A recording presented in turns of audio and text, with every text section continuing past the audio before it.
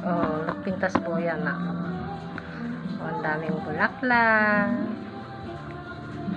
Ito ay tanim sa kwait ni Ipag Narisa. Oh. Yan, adamo tingin sa purok nga mayana, dara-dara. Ayan, dara-dara. O, ayan, bulaklak niya. Big maya. Ayan. Abot tapi na sa ato. Ayan. Agasti ko ata. Nagtakla din eh. Data ati mayat. Pangpatindog ti buhok ko na la. No kaya mo ti agmarkot data. Awa mo ti anak na. Dakal mo lang ta. Baka ko ipag ata. Hanga na puno dagana. Un. At ang paso na junag na na. Paso. Ato yung manong natin, 15 years old. Uy, nag-imas na nalipatan tama inala da dyan na iko stan karin makananti ko ajay camel. 15 years old lagtan. Oh, Jay gulay, ate. Gulay. Ulitin mo. Dahan-dahanin mo. Dahan-dahan lang pa nag-video. Uwan, ipag. Oo, ata na eh. Yan, i-close amo kasta. Yan. Bell paper. Yan, daming bunga ng bell paper.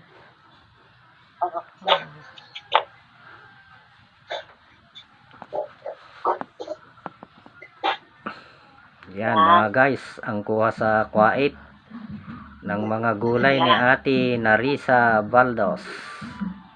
Dito po Yan, sa okra. Okra.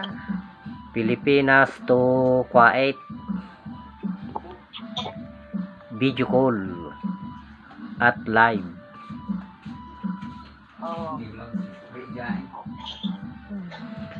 Sa, Ate mo di tap-taping kunada nga masitas.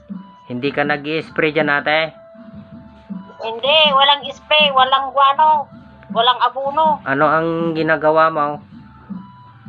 Wala lang, nagbababat ng mga balat ng sibuyas, bawang. Yun ang fertilizer. Yun ang fertilizer at insecticide. Oo, yun ang fertilizer ko dito. Yung pesticide wala na.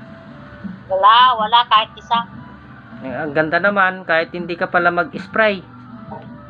Magbabat kayo ng balat ng saging, patatas, lahat ng mga gulay, mga balat ng saging, ibabad yun ng 2 araw ng tubig, tapos yun ang pangdilig.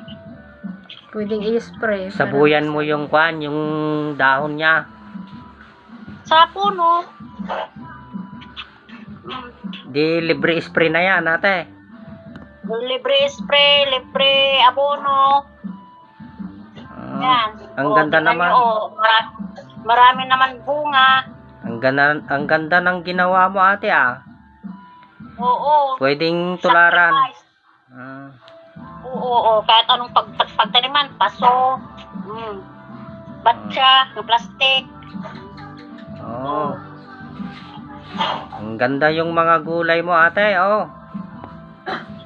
Oh, ito ng pipino. O, timba din nagmulaak na eh. Nalakal. Purokan. Magandang kwento ah, modelo ate, oh. Oo nga. Marami pang sumusunod na kamatis dyan sa gilid. Oh. Di kahit pala hindi ka na mag-garden sa lupa. Nakapaso na. Oo, ito naman yung kubay, belbelonat. Oh, ang ganda-ganda talaga. Belbelonat. Yan mga guys, ang mga tanim na hindi inaabunuhan, hindi inisprehan ng insecticide. Oh, pwede pala. Organic.